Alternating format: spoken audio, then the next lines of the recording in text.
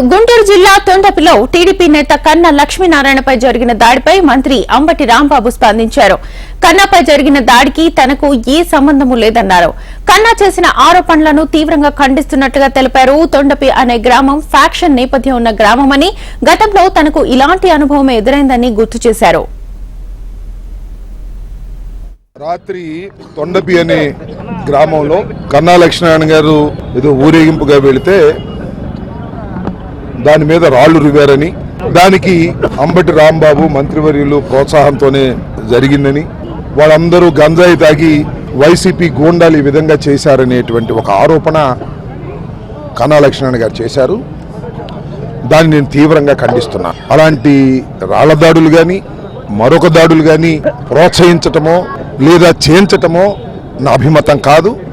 నా చరిత్రలో ఎప్పుడు అలా లేదు. అందరూ ప్రశాంతంగా ఉండాలని, అన్ని రాజకీయ పార్టీలు తమ రాజకీయాలను సక్రమంగా చేసుకోవాలని భావించేటటువంటి వ్యక్తిని. తొండపి అనే గ్రామం కొద్దిగా ఫ్యాక్షన్ ఉన్నటువంటి గ్రామం. లాస్ట్ టైం కూడా నేను వెళ్ళినప్పుడు కూడా ఇలాగే నా మీద, అప్పుడు శ్రీకృష్ణదేవరాయలు గారు మా పార్టీలో ఉన్నారు, ఆయన నేను వెళ్తే మా మీద కూడా ఇలాగే దాడులు జరిగాయి. పరస్పరం దాడులు చేసుకునేటటువంటి సంస్కృతి ఆ గ్రామంలో ఉంది. నిన్న ఏం జరిగిందో నాకు పూర్తిగా తెలియదు, కానీ ఏం జరిగినా దాడుల్ని ప్రోత్సహించేటటువంటి వ్యక్తిని కాదని నేను ఈ సందర్భంగా